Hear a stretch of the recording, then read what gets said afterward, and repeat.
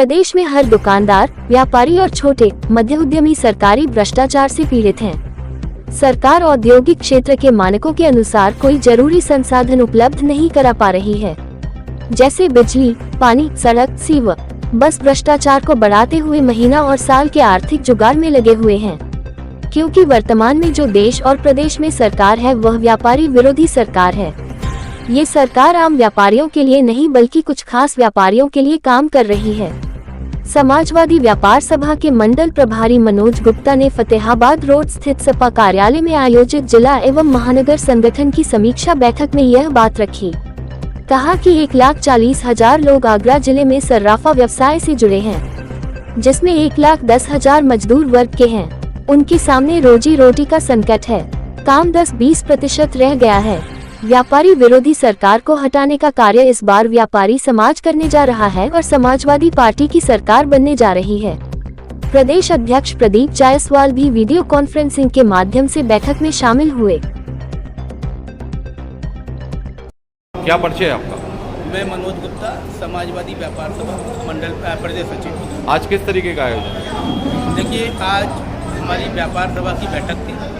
हमारी जिला कार्यकारिणी और महानगर कार्यकारिणी का आज विस्तार हुआ है। दूसरा, आज वर्तमान समय में आप देख रहे हैं कि पूरे प्रदेश का व्यापारी पीड़ित है।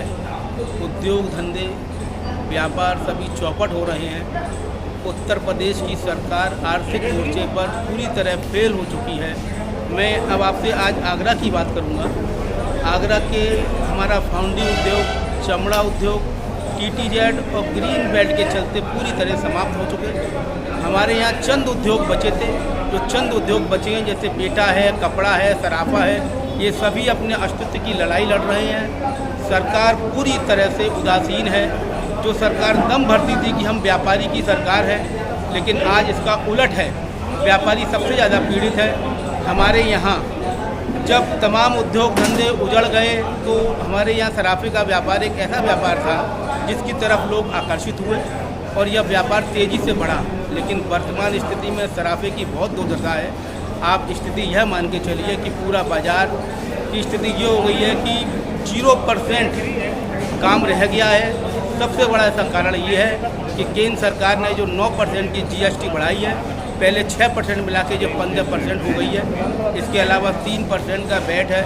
मैं लोगों को बताना चाहूँगा कि वे 10 ग्राम जो सोना खरीदते हैं, अगर 1,50,000 की कीमत सोने की है तो आप ये मान के चलिए आपको कम से कम 25 से 27,000 रुपये उस पर टैक्स देना पड़ता है। यही स्थिति चांदी की है। चांदी का आप जेवर खरीदते हैं तो कम से कम 42,000 रुपया 1 किलो चांदी पर आपको टैक्स देना पड़ता है। सोचिए जनता की किस तरह की गाड़ी कमाई सरकार। अब आपको एक बात कहना चाहूँगा कि कम से कम 1,40,000 रुपये लोग हमारे सराफा व्यवसाय से जुड़े हैं, जिसमें 1,10,000 लोग हमारे दैनिक कर्मचारी हैं जो ठेके पर या प्रतिदिन मजदूरी करके अपना पेट पालन कर रहे हैं। वर्तमान में चूँकि बाजार चौपट है, 1,10,000 लोगों के सामने रोजी रोटी का संकट खड़ा हो गया है, जिसमें हमारी 20,000 महिलाओं की भी भागीदारी है जो अपने घर पर सुबाई, मीना आदि का काम करके इससे अपना घर चला रही हैं। मैं प्रदेश की और केंद्र सरकार से अनुरोध करूंगा कि इस उजड़ते हुए सराफा बाज़ार को प्रमुख रूप से ध्यान दें। अगर यही स्थिति रही तो आगरा का एक बहुत बड़ा वर्कर जो सराफा से जुड़ा है बेरोजगार हो जाएगा और रोजी रोटी के लिए बिल्कुल मोहताज हो जाएगा।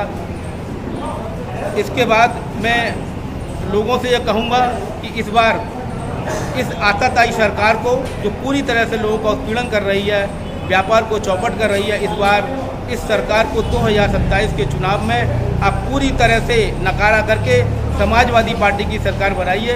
निश्चित रूप से आप आगे आने समय में व्यापार और उद्योग जगत को समाजवादी पार्टी बहुत आगे ले जाएगी, विकास और उन्नति के बेस पर ले जाएगी।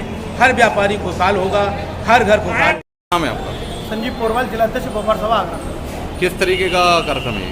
आज जो माननीय अखिलेश यादव जी ने जो मुझको जिला अध्यक्ष यहाँ पर नॉमिनेट किया है आगरा के वरिष्ठ नेताओं के सहयोग के द्वारा, तो मैं उन सभी नेताओं को पहले तो बधाई देता हूँ। और जो मेरा कार्यक्रम था, आज हमारी प्रदेश जिला कार्यकारिणी की घोषणा थी।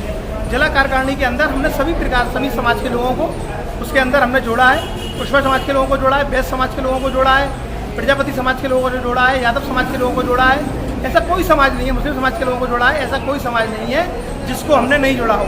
हमने वाल्मीकि समाज के लोगों को भी मंच पर सम्मान दिया है और समाजवादी पार्टी की जो विचारधारा रही है शुरू से, जो पीडीए की विचारधारा रही है, जो पीड़ित है, जो शोषित है, जो वंचित है, उसकी आवाज़ को उठाना, तो ये व्यापारियों की जो आवाज़ उठाते रहूँगा। और साथ ही आपके माध्यम से एक बात और कहना चाहता हूँ कि व्यापार सभा अब इस तरीके से कार्यक्रम करेगी। होता क्या है कि जब धारा 144 नहीं है, जो कि अब धारा 144 की जगह उन्होंने दूसरा बता दिया है, होता क्या है कि कोई प्रश्न शांतिपूर्वक चल रहा है, लेकिन पुलिस प्रशासन उसको अंकुश लगाने के लिए उस पर कार्रवाई कर देता है। लेकिन समाजवादी पार्टी का जिलाध्यक्ष होने के नाते, व्यापार सभा का जिलाध्यक्ष होने के नाते मैं आपको कह देना चाहता हूँ, अगर कोई भी व्यापारी को परेशान करेगा तो उसके खिलाफ रिपोर्ट लिखाने का काम संजीव पोरवल जिलाध्यक्ष के द्वारा होगा।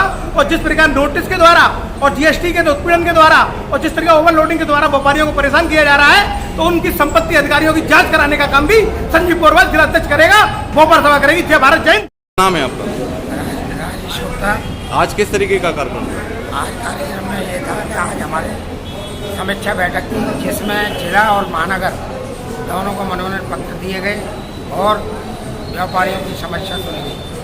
और आगे ये ऑनलाइन से आने से व्यापारी आज इतना चिंतित है, शेर खाने को मजबूर है। तो मेरी सरकार से यही गुजारिश है कि कम से कम व्यापारियों के लिए कुछ छूट दी जाए, जिससे आने वाले समय में व्यापारी कम से कम अपना पालन पोषण करता रहे।